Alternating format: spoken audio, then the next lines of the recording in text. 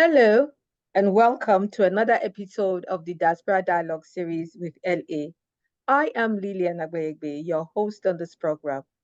If you have been following us on the Diaspora Dialogue series, then you know what we are about. We are having conversations with members of the diaspora. We are learning about their journey from the homeland to the new land. Our conversations cover memories of the beauty of the homeland, the blessings of the new land, and the benefits of integration.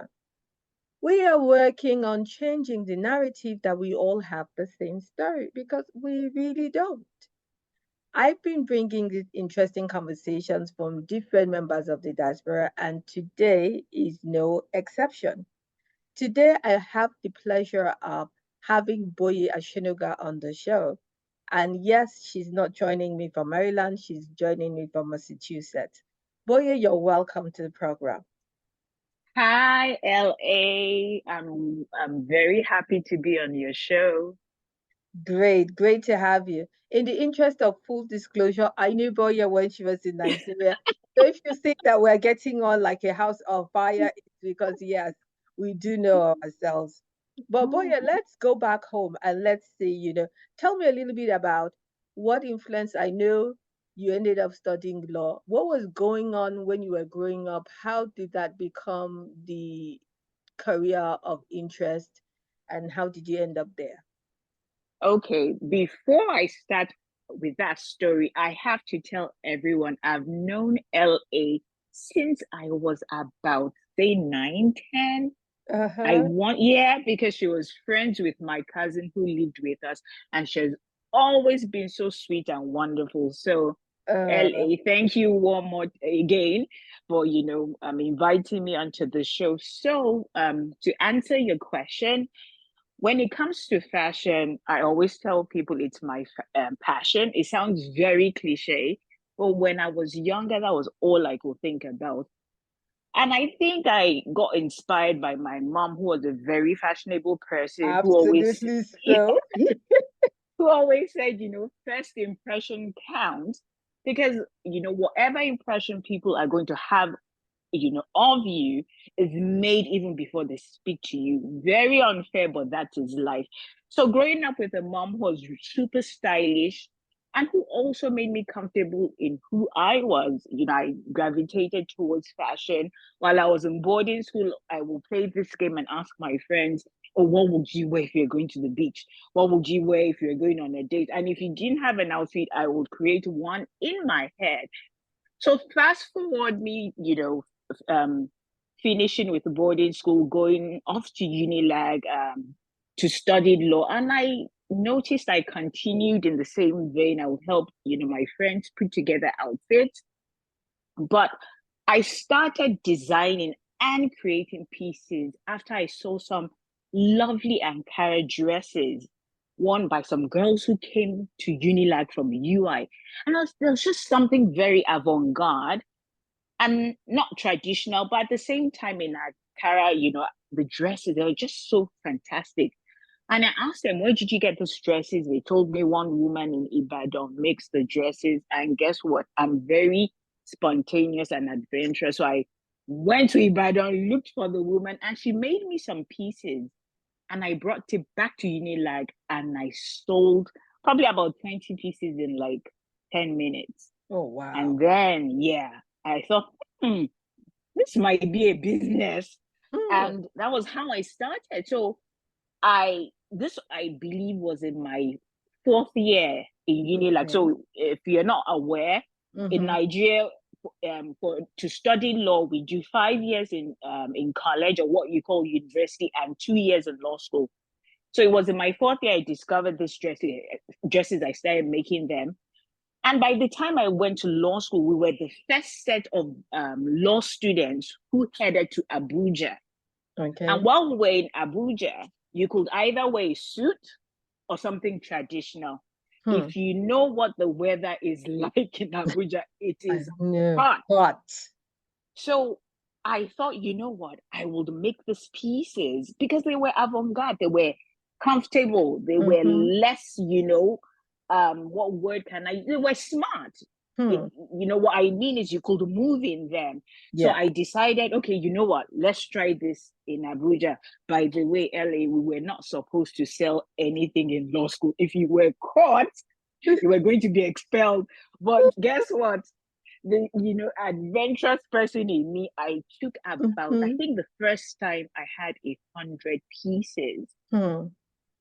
And my friends who had, who we all came from Unilag to law school had been wearing their pieces. And people Hmm. would ask them, where'd you get this, Wow. dresses from?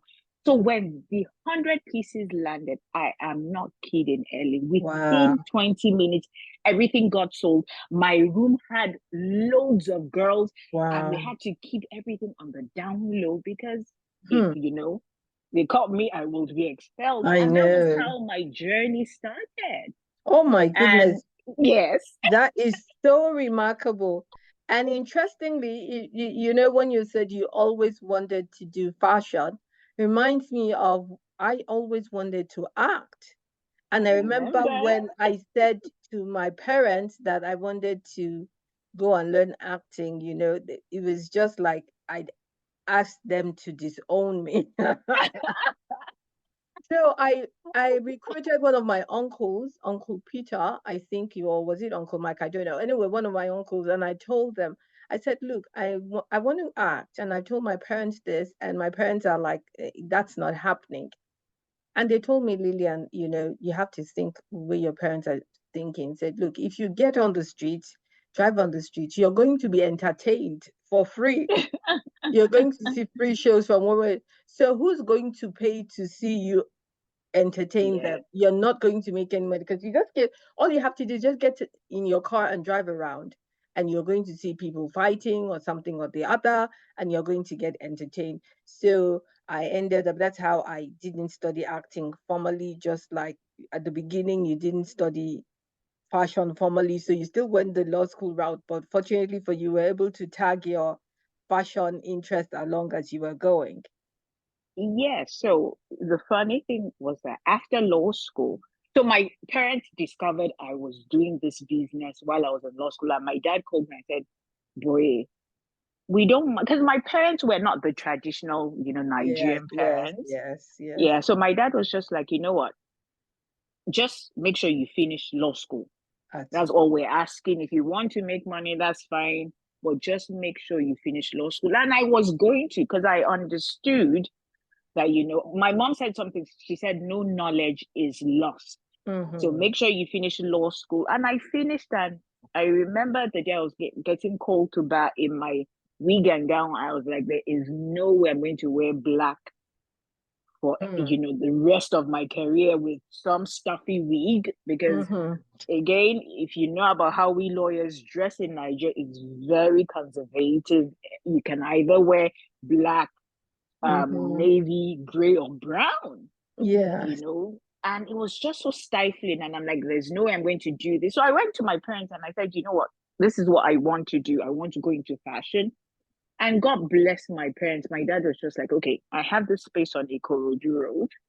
I'm going to let you have that space. Let's see what you can do with Hmm. it. So he gave me the space and I Wow. went to town. I didn't have, Wow.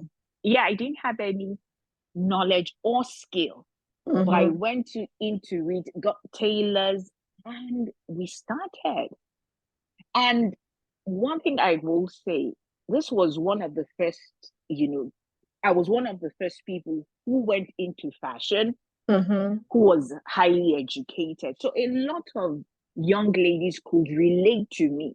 Okay. With my background in law, I understood that my word was my, bond. So Bond. if you, Yes. yeah, if you bring me fabrics, I'm going to let you know, okay, this is when you're going to get it.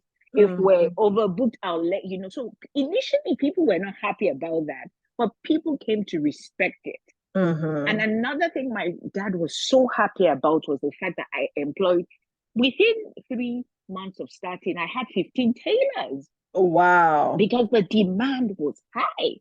So my dad was very happy because my dad was, he was a proponent of teaching people how to make wealth. Yes. He was very into teaching people how to, get out of poverty and do something for themselves. So he was Mm-hmm. super duper happy about that. And then I would employ young girls, and some of them, I had a tailor. She was really good, but she got married and she was pregnant. And I Hmm. was like, "You're really good. You know what we can do?" Hmm. So this, my ready to wear dresses, why don't you make them from home? So I'll buy Wow. fabric from her for her, give it Mm-hmm. to her, give her like 2 months, Wow. and she will bring me back pieces. So we had that arm of, our ready to wear dresses, and then we Mm-hmm. will customize, ashrebi for Yeah. people. Mm-hmm. Oh my goodness. So you had this thriving business that was Oh going on yes, in Nigeria. You had yes, created a niche because, for those who don't know why it's important to say we don't have enough, it's like eh, tailors and dressmakers are some of the most despised people in Nigeria because they take your fabrics and they tell you come and then you come, they haven't even got started because they're yes, taking more than they can handle. So it was really yes, good that you had that system in place. And so your yes. business was thriving and going well, and you were there in Lagos. How did you now transition from Lagos to the US? Okay, so the story of my life. So I was thriving. I was really happy. I was making a lot of money. Mm-hmm. And, I was really content being in Nigeria. But while I was in law school, I met a friend. Mm-hmm. And, she had met some guy I was dating back then. And for some reason, she heard, oh, we're not dating anymore. And Mm-hmm. she asked my friend who was friendly with her before I was friendly with her. She's like, "Oh, what happened to Boye and this guy?" They're like, "Oh, they broke up." But you can ask her, Boye is easy like that. Talk to her. Exactly. And she was like, "Is she the girl that sells, the dresses?" They were like, "Yeah." So she came up to me, bought some dresses, and said, "Oh, would you like to date my brother?" And I'm like, where's your brother in America? I'm like, not really interested because I really didn't want to move out of Nigeria. Mm-hmm. But we became friendly in law school. She was a super duper nice person. And after law school, we continued to hang out and she would tease me, oh, my brother, my brother. And for at a particular time, we're going to both be in the UK. And we decided, to connect. We went shopping together. One day, her brother called. And she was like, it's my brother, talk to him. And I spoke to him and we hit it off. He got my number and we started dating. He proposed to me. I had to move. And that was Oh, how I ended up in Nigeria. My customers were not happy at at all. all. But I, for me, I liked the opportunity because okay, so I'm an Ekiti girl. And okay. for us, knowledge is power. And I had Absolutely. no knowledge when it came to fashion design. So I Mm-hmm. knew this was an opportunity for me to go back to school to Wow. study fashion design. So I was quite Mm-hmm. happy about that. So that Mm-hmm. was how I ended up in the US for love. Wow. Love, I know. I'm like the things we do for love. That's awesome, awesome. And then you're coming to the US from Nigeria. I know you've traveled, you were just in London before where you met your husband then on the phone. But were there Mhm. some like surprises? Were there some like things that when you got to the US, you're like, wait, what? In Eh, America? Like how? Why? When? yes, a lot. So before we got married, I came to visit him. And I had siblings here, but I hadn't been to America prior to coming to visit him, prior to us getting married. So the first thing I noticed was how lawyers advertised in the US. Okay. How you would have a huge, you know, billboard advertising your services, which was like a taboo back in Hmm. Nigeria as a Hmm. lawyer. So that struck me as very interesting. Yeah. We were very, you had to be prestigious, soft spoken, Mm-hmm. and very, very low key, but it was the opposite over here. What Absolutely. else? What else? So imagine coming from Nigeria to Massachusetts where the winter is brutal. Because that was a rude awakening for me. And also, what else? Those are the two things, that I can say, oh my goodness. I was like, what is happening here?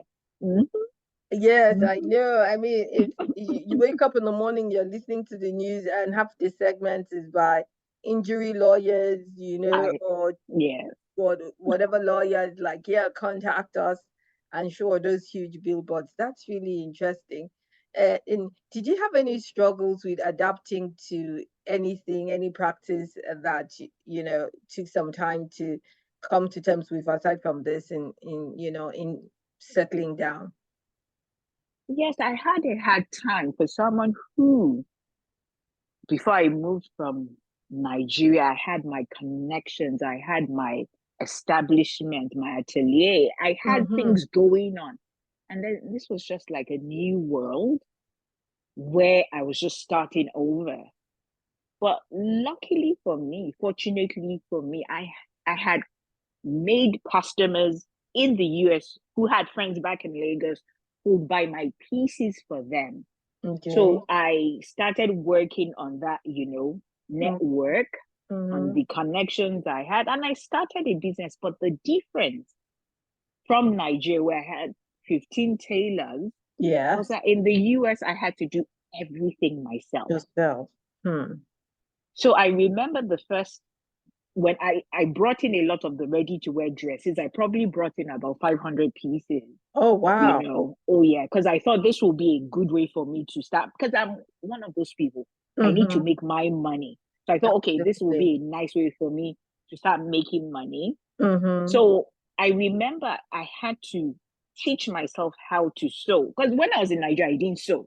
I had Okay. tailors I would direct, but I had Mm-hmm. to teach myself how to sew, because maybe a customer wanted a dress and it was a bit loose or tight somewhere, and I had to adjust. Fixed it. Yes. Yeah, so fix it. And so that was really tough, because I came in, from Nigeria having everything established, and I'm back to square one. Mm-hmm. And it was tough. I will tell you, sis, for a long time, it took me a while to build up the business and myself. Mm-hmm. Mm-hmm. In Nigeria, I was fearless. Yes. Here, I wasn't as fearless. Mm. Why? I'm sure if we dig deeper, I might be able to, figure out why. But I just felt a bit more helpless here. Yes. But my husband was very encouraging, because after some time I thought, you know what, let me go and work. And my husband was like, no, why would you want to work? You have something good going on. You just stick with it. It will grow. And I Wow. didn't listen to him. I went to work at Victoria's Secret, and after a week I quit. I came back, and I faced my business and enrolled in fashion design school. So yeah, it was tough, after having everything well established in Mm-hmm. Nigeria and moving here. I had to start from the scratch. We don't really have a lot of Nigerians in Massachusetts. So Yes. also building that community Hmm. was really tough. And I'm a very social person. So that was really tough. I would cry because I missed my friends. Wow. Yeah, yeah. And my siblings who were here were in Kansas and Georgia. So they were Uh-huh. not, they weren't nearby. So that was tough. That was tough. I I know that thing about, you being in Massachusetts, Kansas, and Denver. I remember, initially when I moved to the US, somebody comes from Nigeria and they're like, I'm coming to the US. We're like, oh, okay, I'll see you when you get here. And they get there, and I'm in New York, and they are Yeah. in California. And I'm like, Yeah. I don't think we are going to see. And then they come and they're in Florida, and I'm in. And so after a couple of, yes, we'll see, we didn't see, I knew better. When somebody says they're coming to the US, I'll ask, where are you coming to in the Yep. US? Just Mhm. because we are in the US does not mean that we're going to get to see. So I can understand, being in Massachusetts and having family and there being apart from you. But Yeah. given the sacrifices that you had to make, now let's talk about the blessings of the new land. What are you, what would you say are you most grateful for that, coming to the US has allowed you to accomplish? So I'm really grateful. about the fact that I could go back to school Mm-hmm. to study fashion design. And Mm-hmm. after I studied fashion design, I went back to school in New York at FIT to study apparel development and production. And that's like the technical part of fashion, Mm-hmm. where you learn how to mass produce pieces. Because, like I Okay. said, I'm an AKT girl. We always Mm-hmm. want knowledge. So Yeah. that has been a tremendous, blessing Now, because do you we think if all, you were in Nigeria, you wouldn't have gone back to study these things, or did that, or would you have done it eventually, or because you were already successful, there was no need in Nigeria? good question. I couldn't answer that question. I couldn't answer that question because it's a 50-50 thing because I have friends who we Mm-hmm. all studied law who went back, and started a second career and they were able to travel out of the country, Okay. to further their studies. So I couldn't answer that. And I have some friends who could not realize their dreams just because, okay, they got married, they had kids, and they were doing quite well in Nigeria. So why pursue additional education. So I couldn't say, but I just Mm-hmm. know God brought me here. He gave me that opportunity. And as Mm-hmm. I went to school, I realized I had a lot in me to be what Yeah. I wanted to be. When you're starting off, you're second guessing yourself, Mm-hmm. especially when I went to FIT New York, because I thought, oh, New York, FIT, that's I one of the know. most prestigious fashion design Yeah. school in the country. And I thought, oh my goodness, I had people working with Donna Karen, all the big Wow. brands. And Uh-huh. I thought, oh, small me, what do I know? But when I Mm-hmm. started speaking with them and we had classes, I realized because I was a one woman show running a small business, I knew a lot. Lot. So that was Hmm. really, I was so blessed by that experience in at FIT. And we had this wonderful professor who facilitated the program I went into. He was just a treasure trove of knowledge. Mm-hmm. Yeah. So I'm really blessed by that because this has continued to serve me um, with my brand Chicnicity. And also, I work as a consultant where I help other people go into mass production. And like Okay. you mentioned, before we started the podcast, I'm now teaching, um, passing on my knowledge, to the younger generation. And I'm so blessed by that. Awesome. Great. Now, in terms of when you think back about Nigeria, what do you miss the most? If you could have the best of both worlds, what from Nigeria would you bring to the US? My family and my friends. My family and my friends. I love my friends. If you know me, you would know I rock deep with my friends. Mm-hmm. So I miss my friends a lot, but and my family, my sisters, everyone used to be in the US, but now I'm the only one left here. Everybody kind of moved back, my sisters and my one brother. So I Uh-huh. miss them a lot. But thank God for technology. I'm able to FaceTime. We're able to WhatsApp video. And it's not, I work with it because, yeah, Uh-huh. have cake better than none. So for Yeah, me, it's community. it's Community. Yeah. yeah, I was going to say, can't you make new, but you can't make new families. That's done deal. What about new friends? Is there a scarcity, as it were, of Nigerians to form friendship with here, or what's that kind of challenge with friendship? So with friendship, I have made new friends. But you know how it is, you move here, you're working on your career, you have kids, you're taking care of your kids, Mm-hmm. you have a family. It's a bit more difficult to form deep friendships. Unlike my Yeah. friends who we were Mm-hmm. in boarding school together, we're in Mm-hmm. Unilag together, we Mm-hmm. ate, slept, and did everything together. So Hmm. they know the little young boy. And Hmm. also with friendship, for me, I hate second guessing myself. I'm an Yes. open book. So if I have to explain myself to people, then I tend to pull away. Mm-hmm. And when we're all grown, you're formed in your ways. And you don't have enough time to cultivate, new friendships. So Yeah. yeah, so that has been the thing. I have a friend who I met when I moved here, and she's maybe one of the few people, for some reason, were able to cultivate a very deep friendship. So Hmm. there are a lot of wonderful people in Massachusetts where there are not a lot of Nigerians, but most of the people I've met, wonderful, but everybody's just busy Yeah. Yeah. That's with that's life. interesting. Yeah. Mm-hmm. So yes, Yeah. people are busy with life. On the other side, also, you said your brother and your sister moved back home. So is Mm-hmm. that in the horizon for you? Are you thinking that after a certain time you're going to move back home, or it's like, hey, we're going to make this is working, and we're going to stay with it? So my plan, this is a question. So my plan is once my kids are in college, and thank God my first child will be going to college this fall. My Okay, plan is to, congratulations.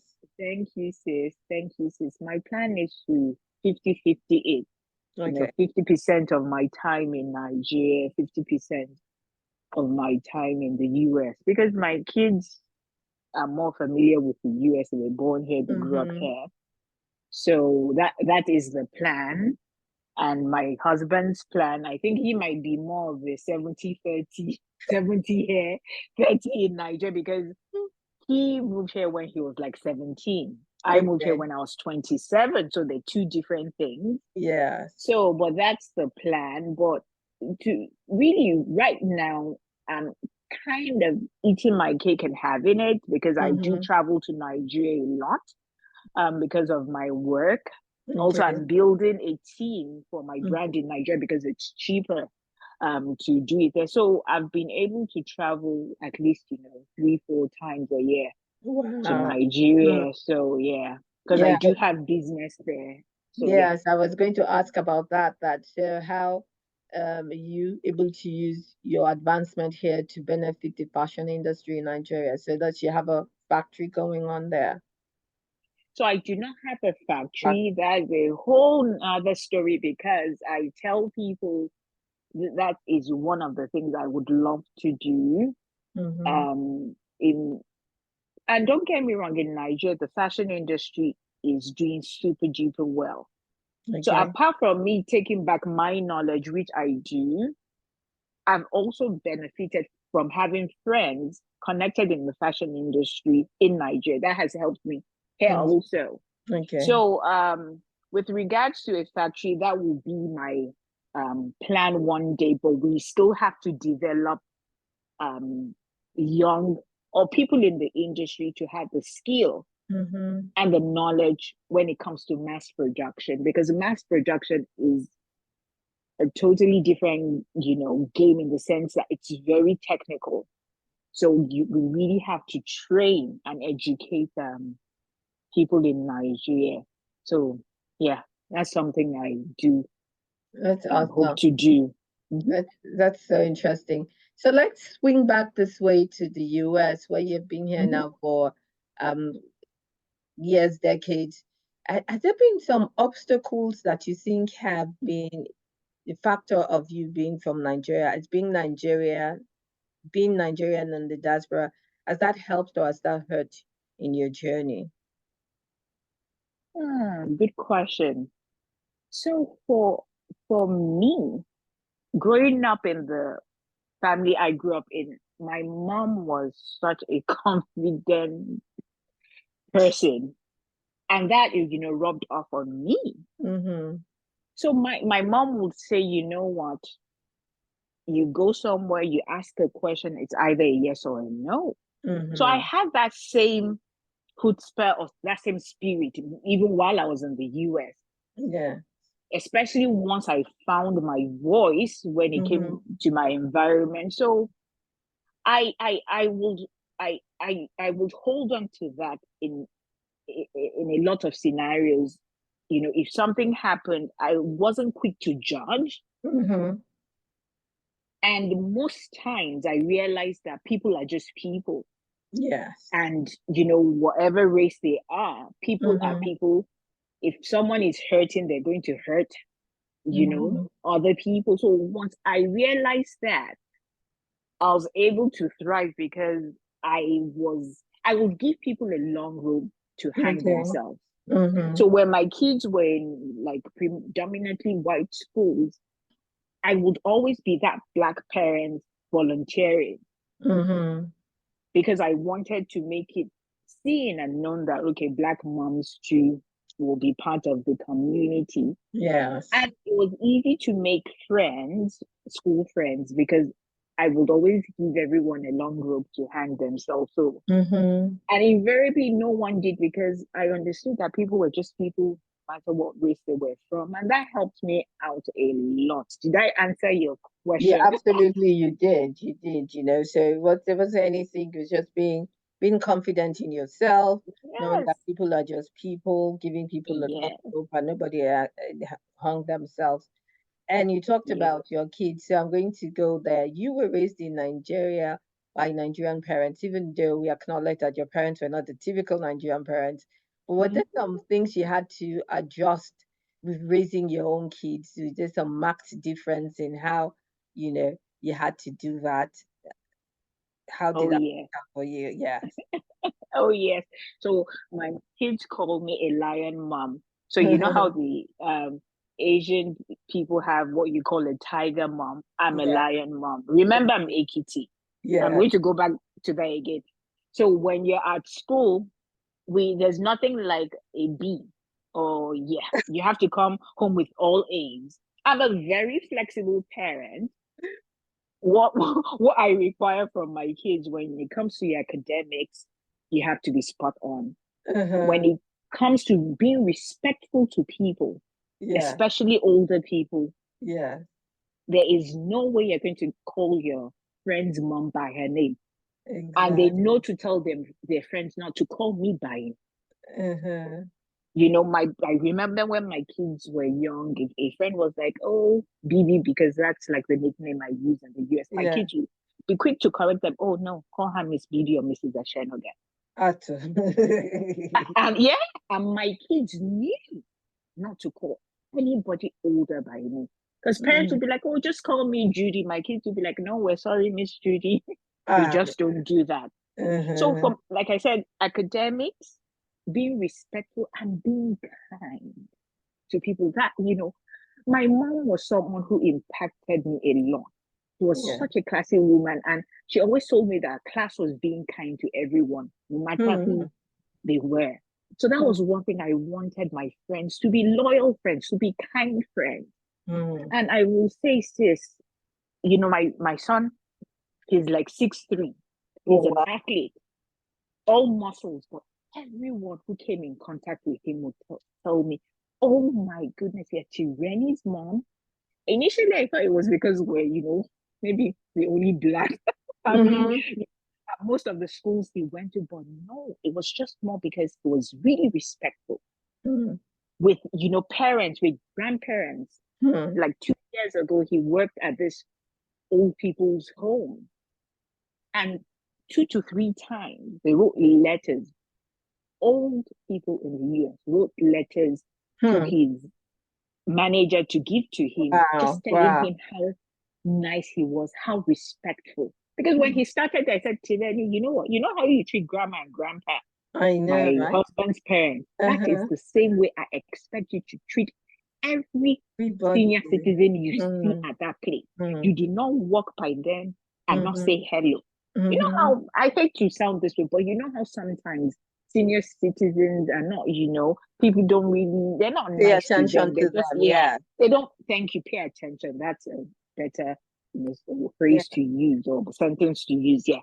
So I told him, and this is not because of anything, because look, we just have to be nice to people, be nice, be respectful. And Mm-hmm. at his graduation, some older lady, I just saw someone pulling his cheeks. someone's grandma at his school. He goes to an all boys school. So I'm like, Yeah. who's this woman, white lady pulling my son's cheek?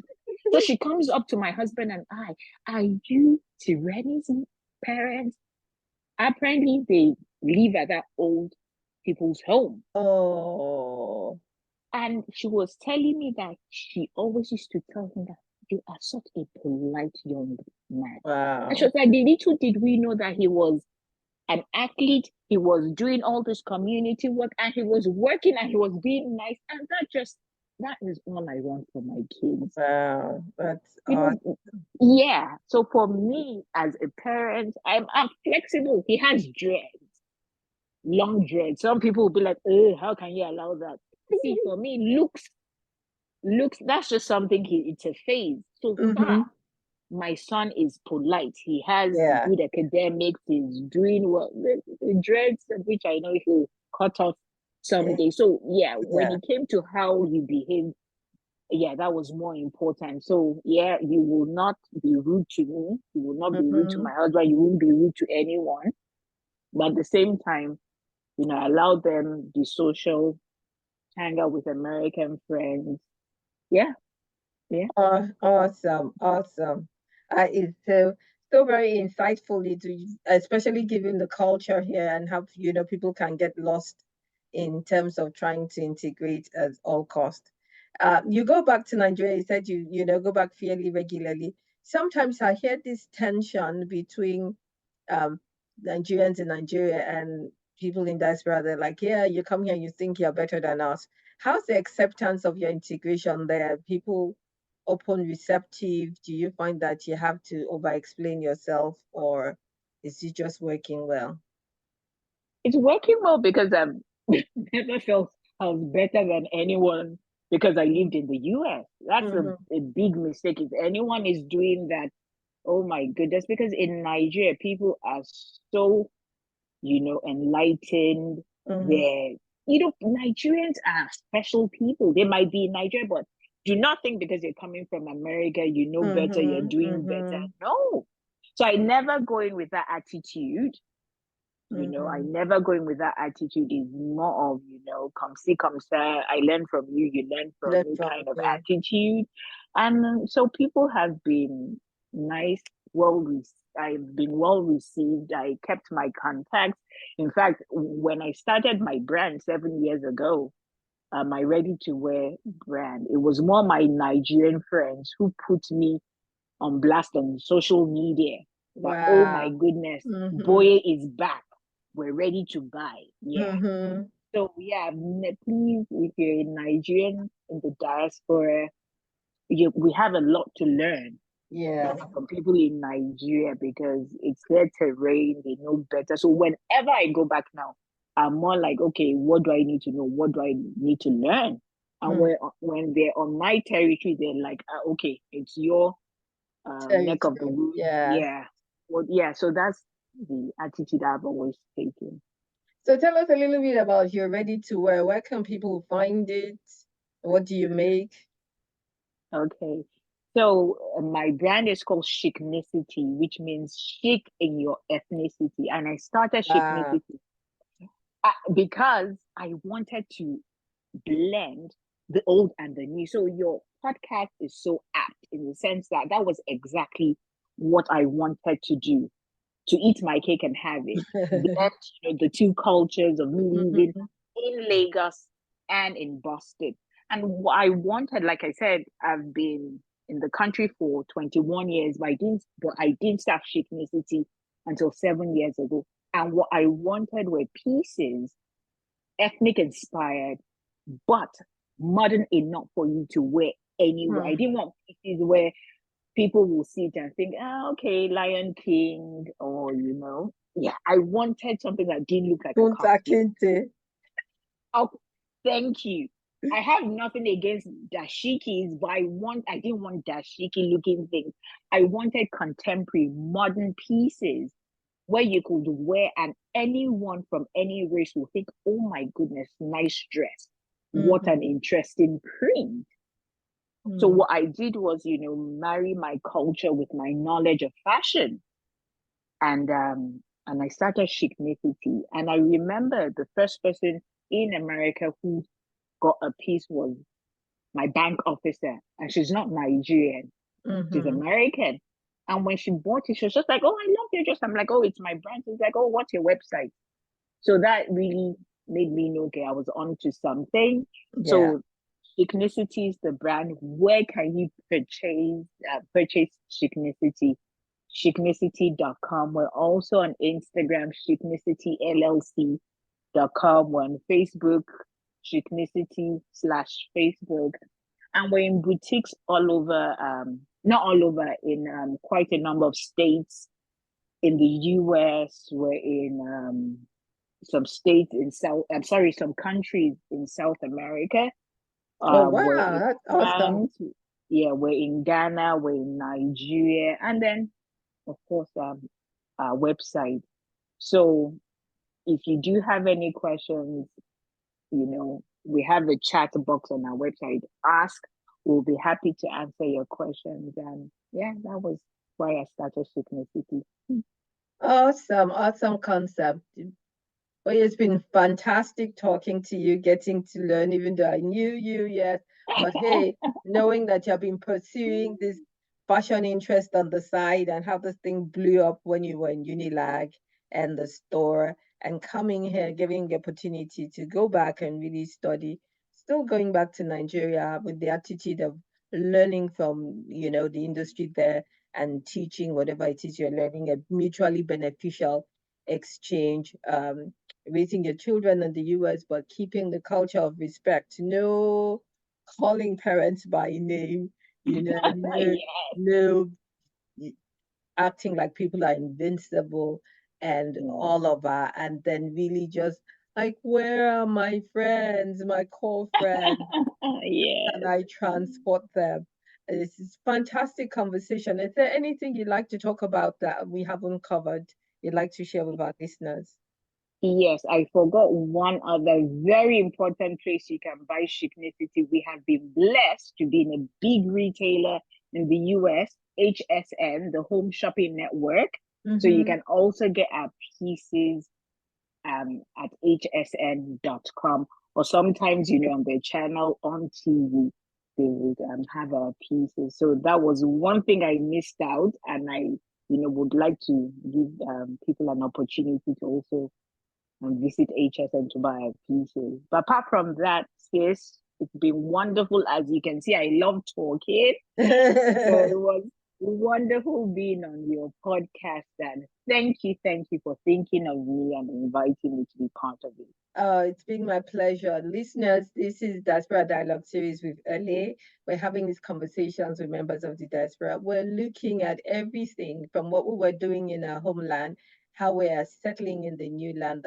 I call it the beauty of the homeland, the blessings of the new land, and the benefit of integration because we're working within our communities, outside our communities, raising children. The story she shared about tyranny and this just how people are so amazed that a young man can be so tall and everything and still very respectful. So we're making our own differences, making our impact one way or the other.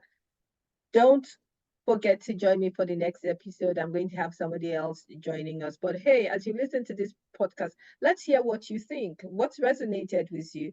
And remember, you can like and share this podcast and make sure somebody else knows that we're having these conversations here. But yeah, thank you for talking to me. You're welcome, sis.